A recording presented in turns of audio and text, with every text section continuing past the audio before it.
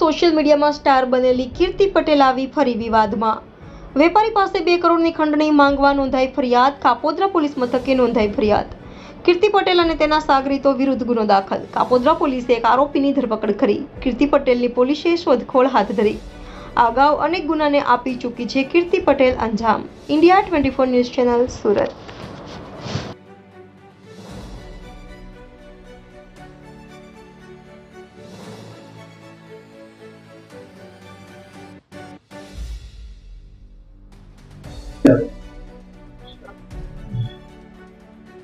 ગઈકાલ તારીખ 2/6/2024 ના રોજ કાપોદ્રા પોલીસ સ્ટેશન હદના મમતા પાર્ક ખાતે રહેતા વજુભાઈ કરશનભાઈ કાત્રોડિયા, જેઓ પોતે બિલ્ડરનો વ્યવસાય કરતા હોય અને સૌરાષ્ટ્ર ગ્રુપ તથા જેવી ગ્રુપ નામે બિલ્ડર તરીકે ભાગીદારી બાંધકામનો વેપાર કરતા હોય, તેઓને અગાઉથી આ ગુનાના આરોપી વિજયભાઈ મંજીભાઈ સવાણીનાઓ સાથે પ્લોટ બાબતે તકરાર ચાલતી હોય, જે અન્વયે વિજયભાઈ મંજીભાઈ સવાણી વિરુદ્ધ અગાઉ પણ કામરેજ પોસ્ટે તથા સરથાણા પોસ્ટે ખાતે ગુનાઓ દાખલ થયેલ અને આ વજુભાઈ કરશનભાઈ કાત્રોડિયાઓએ નામદાર કોર્ટમાં પણ દાવો મૂકેલ, જે તમામ કેસો ચાલવા ઉપર આવી જતા અને બોર્ડ ઉપર હોય, જેથી આ આરોપી તેના મળતિયાઓ સાથે ફરિયાદીને હેરાન કરતો હોય અને સમાધાન કરવા માટે દબાણ કરતો હોય,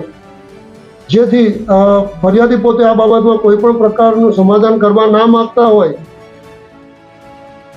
પરંતુ ફરિયાદીને ઝાંસામાં લેવા માટે આ કામના આરોપીએ ઝાકીર તથા કીર્તિ પટેલ, જેઓ ઇન્સ્ટાગ્રામમાં અને સોશિયલ મીડિયામાં ખૂબ લાઈવ રહે છે, તેઓનો સંપર્ક કરી ઝાકીરે જાહ્નવી નામની ઉર્ફે મનીષા ગોસ્વામી નામની એક છોકરી સાથે મેળાપીપણું રચી અને અન્ય પોતાના મળતિયાઓ સાથે મેળાપીપણું રચી ફરિયાદીને કોસંબડા ખાતે આવે સિલ્વર ફાર્મ હાઉસ ખાતે બોલાવી તેઓને દારૂ પીવડાવી અને તેઓના હિડન કેમેરાથી ફોટા તથા વિડીયો ઉતારી તેઓને ધમકી આપી સમાધાન કરવા તેમજ 2 કરોડ રૂપિયા આપવા માટે ધમકી આપતા હોય, જે અનુસંધાને કાપોદ્રા પોલીસ સ્ટેશન ખાતે આઈપીસી કલમ 386, 389, 504 વગેરે તથા આઈટીઆર કલમ 66-67 મુજબનો ગુનો રજીસ્ટર કરવામાં આવેલ છે અને આ ગુનાના કામે કાપોદ્રા પોલીસ સ્ટેશનના પીઆઈ શ્રી એમબી અવસરોના તથા તેઓના સ્ટાફના